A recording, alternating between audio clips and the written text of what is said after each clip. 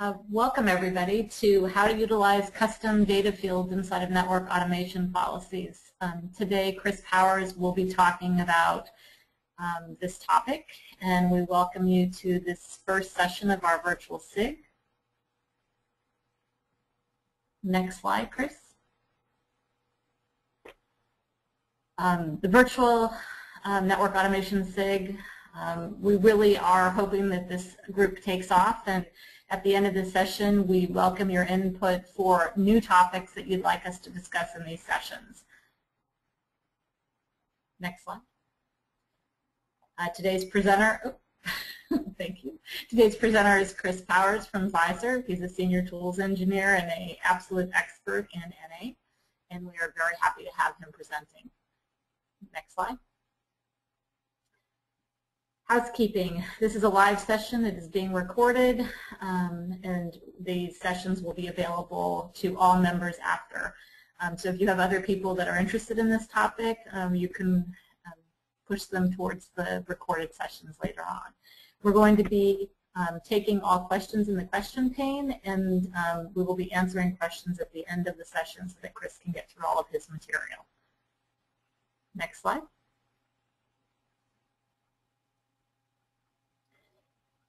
Web controls. I'll just let you guys quickly look at the screen. You can toggle your views between windows. You can do full screen mode, and as you can see, where to enter in your questions in the chat room. Next slide. And take it away, Chris. All right. Hello, everybody. Hope everybody's having a good day today.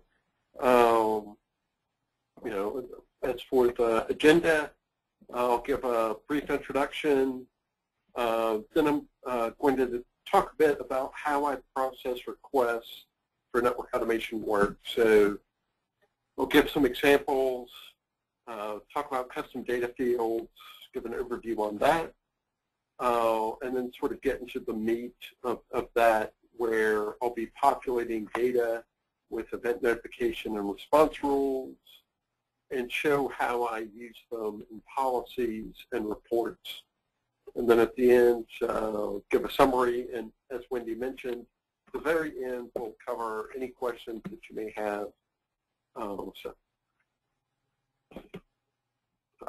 So for the introduction, I'm sure everybody knows, everybody's looking for an edge, something different, than what you've got out of the box.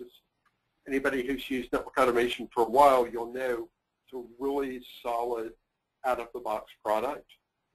But there's always going to be those occasions when an engineer or manager or auditor comes to you and says, hey, I need something that I'm not seeing today, or I know that you're collecting information on variable X, but I need to report it, and I don't see how I can report it, or I need to create a policy based on this piece of information, but I don't see a way to do it. Can you help us out? So, I'll get requests like these, all the time, and even though it's not presented within network automation by default, there's typically a way that I can get the information. Some of it may be captured just out of the box, but it's not presented. Other data, it just may not be collected at all. And so what we'll talk about here is how we can handle these different situations. Some of you perhaps who attended the Discover 2010 session or the 2009 session may recall I talked about how to add custom data fields.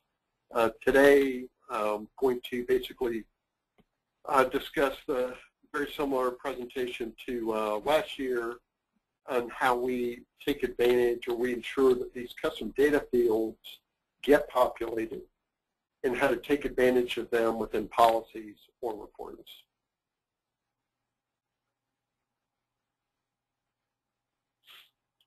So just for a bit of background, currently we've got about 4,500 devices. We've got maybe as many as 3,000 more devices to go as we add additional satellites to remote data centers. We'll be deploying 2 new cores, replacing our existing core, deploying mini satellites around cores at remote data centers, so on. And also doing HP operations orchestration work. So other areas that always seem to be working on is just how to maximize network automation. I mean, I think this is an excellent example of, how to handle requests that come in for people looking to sort of take network automation to the next level. Always working on seeing what the APIs can do or the WSDLs within OO, and just working around in true bugs and working with the great HP support guys. So, network automation. Typically, a request will come in asking for, maybe it's a policy or a policy rule, or somebody asking for a report. And, I'll take a look at the request that comes through. And, best case scenario, the request is going to tell me exactly what they want. It'll contain examples and how I could get the data if the data is not available today. So, for example, maybe they want to track, some custom variable or custom bit of data that's off some show command. Well, in the request, they'd have whatever iOS command or CatOS command would be required to pull this information. That's the best case. Typical case, I'll get some sort of vague request of what someone is looking to do, and then I just need to get with the requester, or maybe it's a couple other people that are asking for this. So I need to dig this information out and sort of get to the bottom of the root of what they're looking for. Let me quickly give you, say, 2 examples of requests that I've gotten that will sort of carry through here. The first request is we want to set up a policy that verifies that all of our configs contain a logging line back to the applicable NA server IP address. So in our environment, we've got a core, we've got many satellites, but on top of that, we also use NAT. So the true IP of a server is not necessarily the IP that presents itself when you log in through the proxy. So we need to get whatever the IP is as it is shown from a proxy session. Another example is to collect and display through a report the full image file name. So as I'm sure all of you know, you can get the short version number. So, okay, this device is running 12.0 or 15.3. Well, that's great. But our network engineers need to be able to produce reports that show, okay, it's 12.0.3.a underscore whatever advanced. So they can see the feature set and a lot more information than just the short version. They want to be able to report on that. So typically the first step that I do is, I'll ask, okay, is this data in network automation today? If I can reference the data, then that makes it really pretty simple to do. I can start working on the policy itself. However, there may be cases where it's either just not in network automation, or it's in a field that I cannot directly reference. It's not exposed. So in those cases, I'll need to do some additional work. I'll also need to get some other information. How do I get this data? Specifically, what are the commands? Again, best case scenario, when I get the request, it'll have that, that command or those commands that I need in the request. But if not, I may need to know that. Are the commands consistent across all models or all vendors? So, let's say we have iOS devices and CatOS devices. Is it the same command, or we've got different vendors? I need to make sure that across all vendors, across all device models, I've got the applicable command to collect the correct information. And lastly, what would change this data? So, for example, does this data change frequently? Does it change only when a configuration change is made, or perhaps if an image is pushed out, so software image change? I need to keep that sort of information in mind so I can make sure that I run these commands to collect this information at the key points.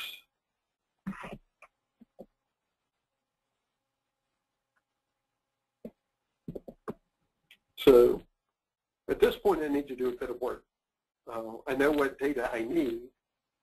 I'm probably pretty sure at this point I can get it and how to get it. I just need to get NA to start collecting it if it doesn't do that already. So let's say that data is not currently in network automation. Well, at that point, what first thing that I'll need to do is create a task to start collecting it. Sounds pretty simple. If the data is in NA, but it's in a field that's not exposed, instead of collecting it, I'll have to make sure to get the data out of, say, field A that's not exposed into one of my custom data fields that I've created. So, and to do all this, basically what I'll use is a event notification and response rule.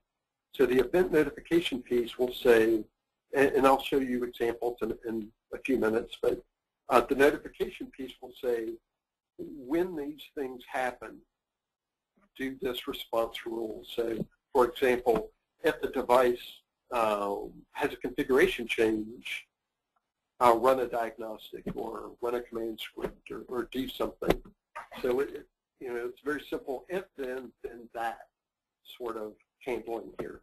And I use these to run my custom tasks to collect the data and or populate my custom data fields. So just a little bit of background, when network automation does not have the data, I'll typically just create a custom diagnostic to collect the data. Depending on how it will be used, what other info is in the diagnostic itself that I just create, I may spend additional time filtering out the output for that diagnostic, or I may leave it unfiltered for later work when I'm actually populating the custom data field.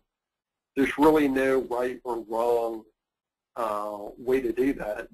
The easiest way to do it, which is typically what I'll do, is just create a very basic diagnostic with whatever show command that I need. And then that's the first step, is there's my task that will collect that information.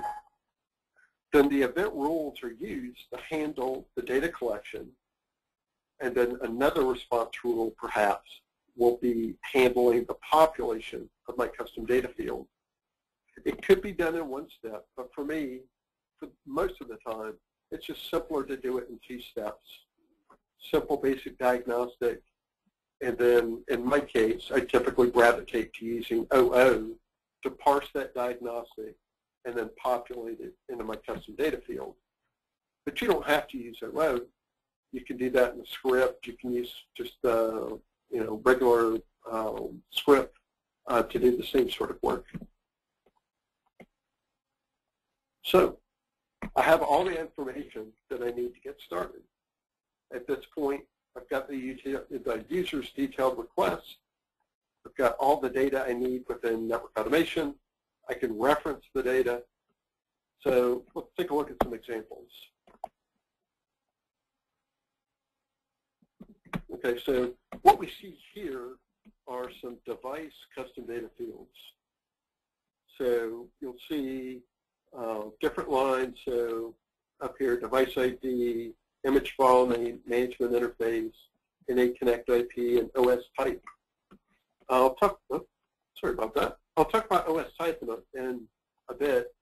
Some of you may be wondering why I have that there, and I'll actually talk about it. But you know, for image file name, this is actually where I will put my full, you know, iOS or CatOS, whatever file name. The NA Connect IP will contain the IP address from that proxy session to each and every device. So the check mark will just signify if the field will be exposed. So exposed as in you can report on it.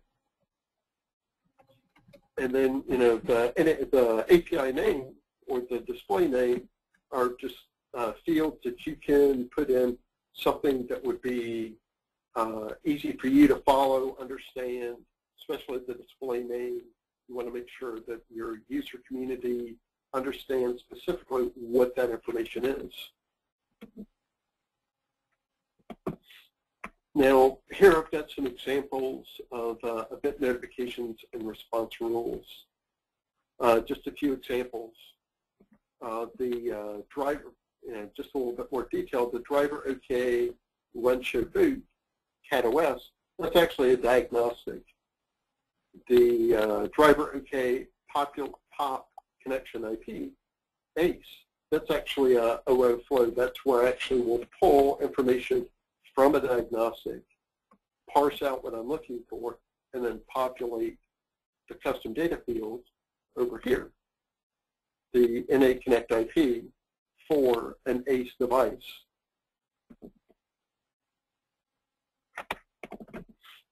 So drilling the next step down within the event notification screen, we touched about this a little bit. It was one of the questions that I had. When does network automation need to run a response rule? Well, as we were saying before, let's say, you know, the driver discovery success. Say we add a device. You know, in my case, before I try to, you know, connect to this, I want to make sure that it's got a driver. So I'll select driver discovery success. I may also pick, say, device managed. So maybe it's been unmanaged for troubleshooting, for issues, what have you. Then it comes back into management. A change may have been made outside of network automation. I want to make sure that I get that. Software change, device boot or reload, configuration change, anything that may be key or may be an opportunity for whatever piece of information I'm interested in to change. So here, when needed, I'll select the appropriate group to limit the devices. So in my case, this is a CatOS specific response. So I've got a specific group for just CatOS devices. So let's say, as we see it here on the screen, a CatOS device is added, discovery is successful. It goes ahead and it will wait 15 minutes before running this external application. Now, talked about this for a minute before, but I'll use diagnostics or OO flows, which I will trigger as a run external application here to actually kick off or trigger my response rule. In the past, I used command scripts. Really nothing wrong with it. I just found that OO flows gave me a bit more flexibility. I sort of got around some of the limitations that I had doing this straight from within network automation. But nothing really wrong with it. So here we'll actually see my response rule. So when a discovery is successful for a CatOS device, waits for 15 minutes, and then what does it do? Well, since I said run an external application, it actually runs the line that I've listed out here. So it really doesn't make a lot of sense if you're not familiar with operations orchestration. But just in general, what it's saying is it kicks off a flow and it passes it the device that actually had the successful driver discovery or reboot, so on and so forth. So it hands off that information. So the rule goes out, gets the information, in this case updates the custom data field, and the next time the user refreshes the device screen, they're going to see that updated custom data field. Now, at this point, let's pause a second and let's think about this. So we received a request. Somebody wanted something that wasn't out of the box, whether it's, in my case, an IP address or maybe some show command output.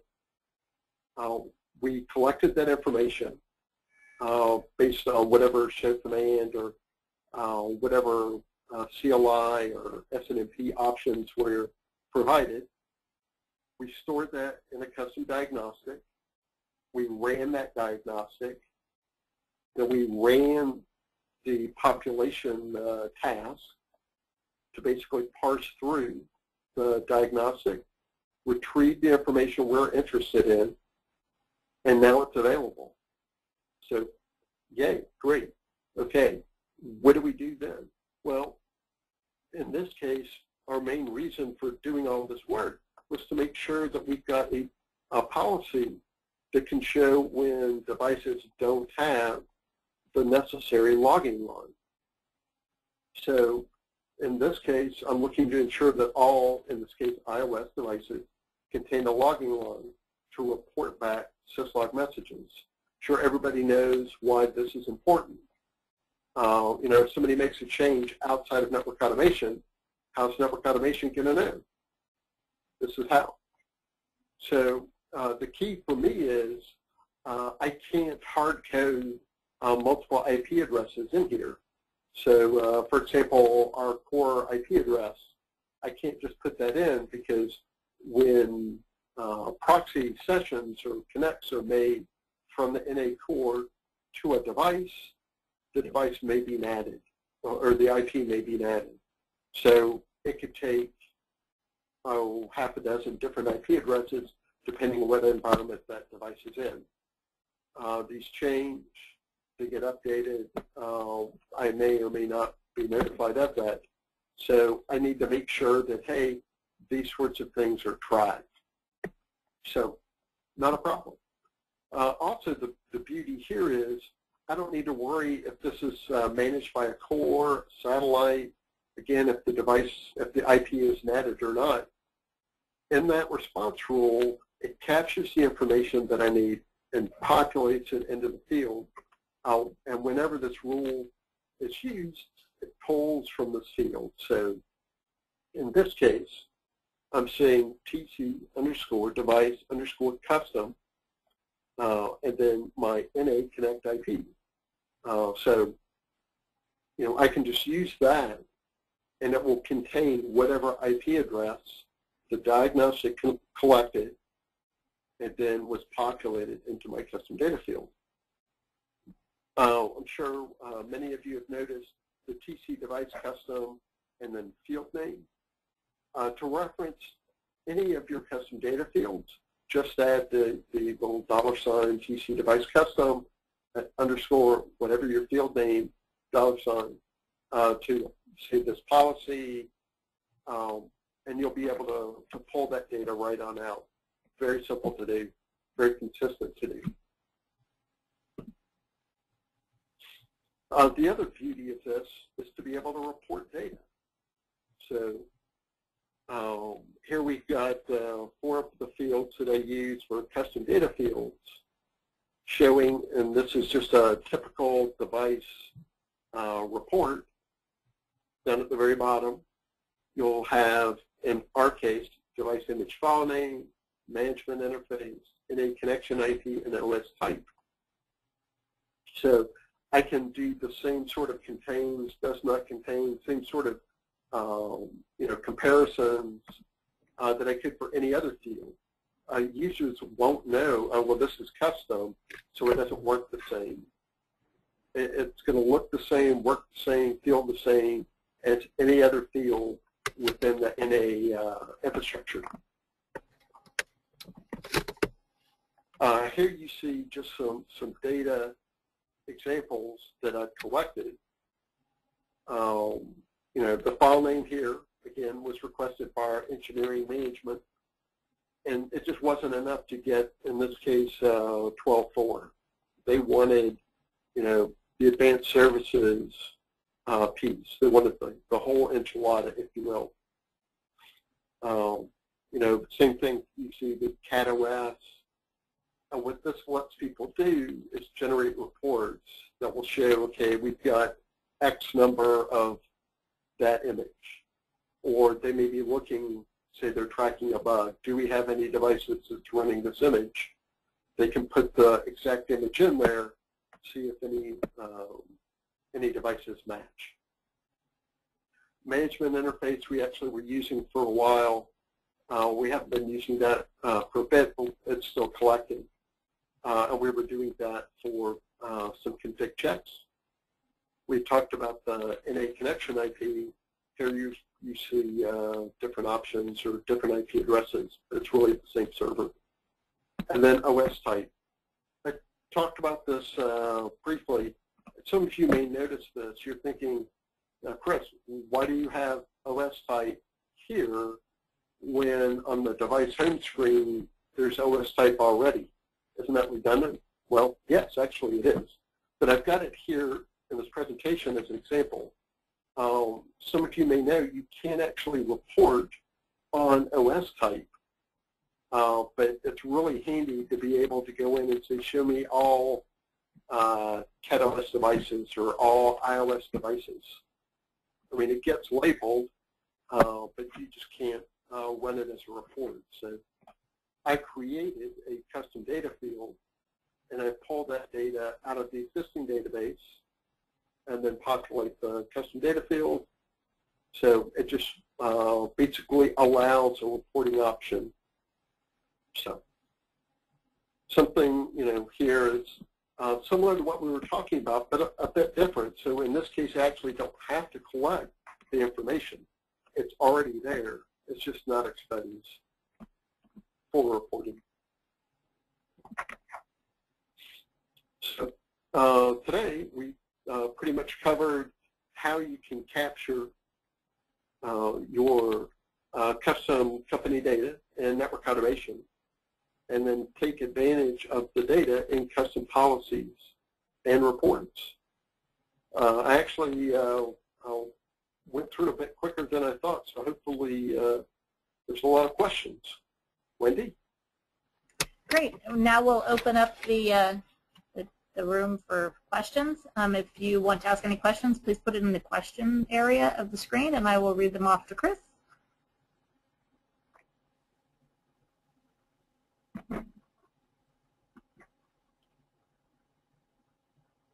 No questions. Actually, can we open up the line so people can ask questions? Is that possible?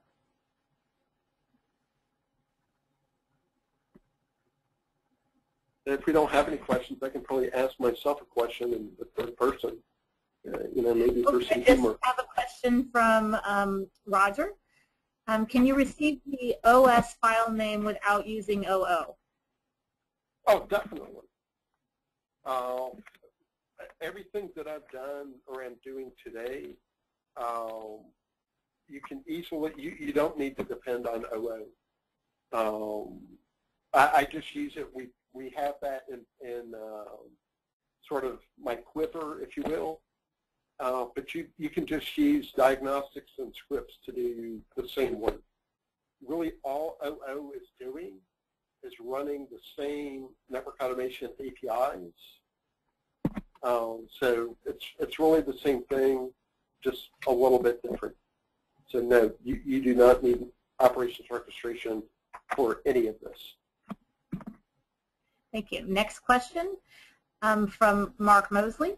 Will we also be covering custom enhanced fields in this demo? I had not planned on it, but if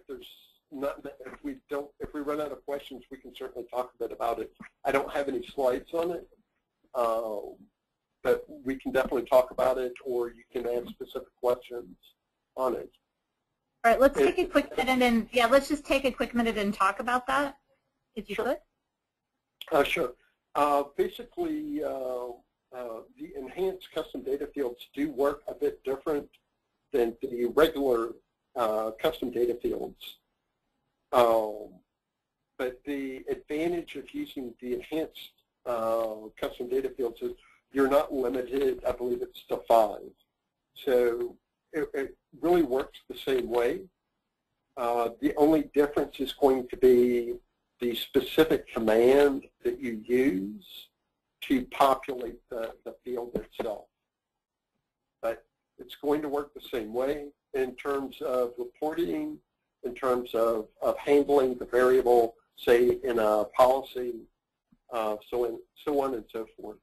But the, say, script that you would use to pull the data out and then put it into that enhanced custom data field is a little bit different than the regular custom data field.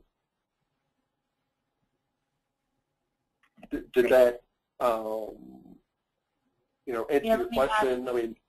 Yeah, Mark, did that answer your question? You can respond in the chat room. Okay. And if it didn't, if there's something specific that you're looking for, feel free. We're all friends here. Feel free to, drill down to something if I'm not covering it. Great, thank you. Another question from Roger. How do you pull the file names from a diagnostic and place it in a custom field? Oh, sure.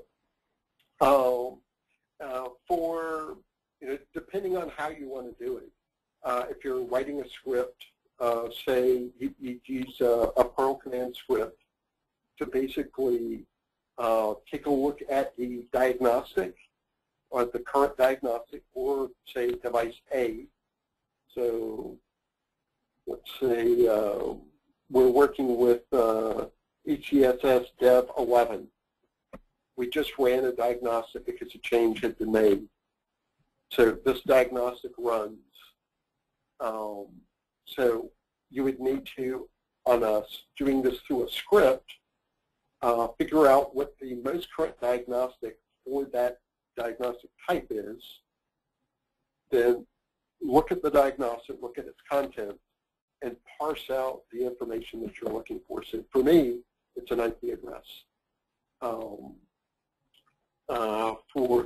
I can't remember if I do this with CatOS. For iOS, I believe I use a show to users, so I know how the output would be formatted, and so I can just easily strip anything before and after that IP, leaving me with just the IP that I'm looking for, and I put that into a variable. And then I will use another API command to basically take that variable and put it into the custom data field. You can certainly first, investigate, okay, what information is in my custom data field currently? Is it the same as what I just collected from the diagnostic? If it is the same, then you really don't have to do the mod API command. You can, but you don't have to. It's the same. If you're doing this from an operations orchestration standpoint, it's really basically the same work. It's all using just standard network automation APIs or WSDLs, list diagnostic, show diagnostic, mods, and just functions like that. It may sound a little scary and a little confusing, but take my word for it. It's really rather basic and simple. You get your first one done, and pretty much every single one after that really works the same way. You know, some people may say, well, you know, I want to do diagnostics for some, you know, scripts for others, and you know, so on and so forth. But for me, being very consistent in how I handle these requests, it just makes the back end work easier. So hopefully that answers your question. If not, definitely just post another question if I missed something. Great. I'm going to go back to follow up to Mark Mosley's question. They were looking at how the custom data fields work, and wanted to. We want to know. We know they exist in their own tables. So how does the RN_device table point to the custom fields and the data contained within those fields, enhanced fields, basically? Sure. Okay. That would actually take a bit of time to explain, or, well, I wish I could show. But basically, whether it's a custom data field or enhanced custom data field, you can actually go in and you'll have a drop-down box that will say devices or interfaces or perhaps tasks, and that will basically specify where these custom data fields or enhanced custom data fields go, or basically get pointed back to. If I had a bit more time, I could actually bring that network automation and show that, but I'm not exactly sure how well this is going to work. So if this doesn't work, please bear with me.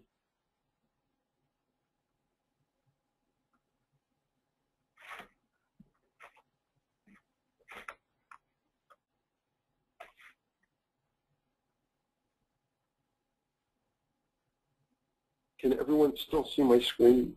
Yes, yes, we can. Everybody's screen, yeah. Okay, great. Now this is a test server, so please don't judge the performance that you see here on HP Network Automation or any of its employees. It's a very small machine.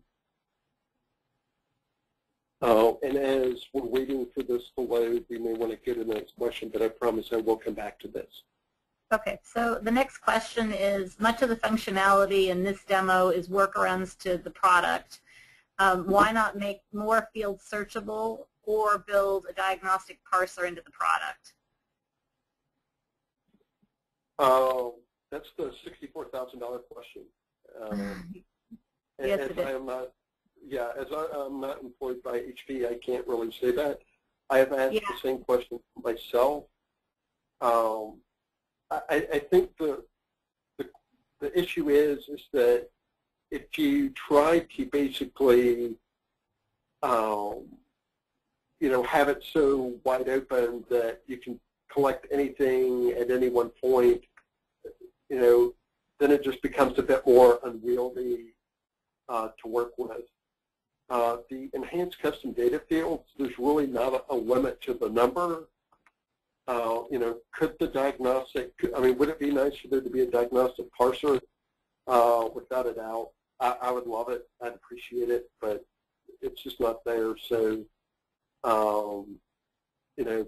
yeah, and I can add into that. It is definitely something that is in our enhancement queue and something we are looking at for the diagnostic parser into the product, because we definitely know that it is something that's needed. All right, so Chris, I think you're ready to go back. Right, yep. So here I brought up just, and again, I know that this is the custom data field screen setup. So what I've done is I've said from the drop-down where I want my fields to be allocated to, so RN_device. So in this case, let's say,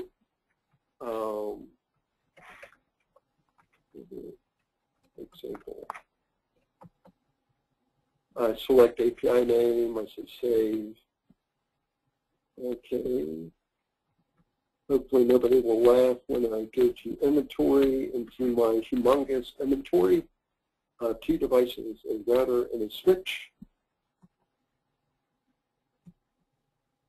And then I'll scroll down and voila, vivid example. So you can do basically the same, but here I don't have the, on this server I don't have the enhanced custom data field option. So, but it basically works the same way. I can't get to my production core from here, so unfortunately this is as far as I can get with this example. But that's basically how it's going to know, are these custom data fields device specific, are they interface specific, are they task specific, so on and so forth.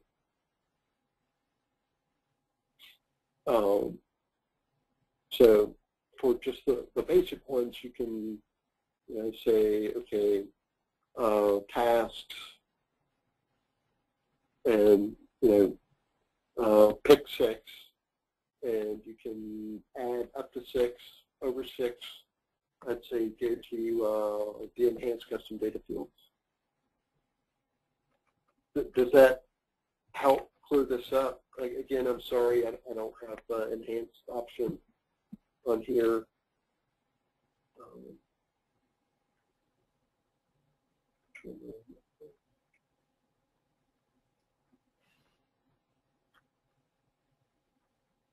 All right. But yeah, so Mark, if you want, you can re-update your question, or we can always take this offline if you want. I'm open to that. Great, thanks. Mm-hmm. And we will, any of you can actually send emails to me, and we'll make sure we'll get any additional questions answered as well.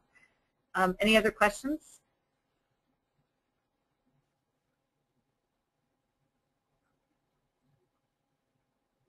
Chris, do you have anything else that you want to talk about or discuss? Again, just, if there are, as in the case with the diagnostic parsing, if you've got any suggestions, if you're, saying to yourself, why can't NA do this without me having to figure out a way to do it?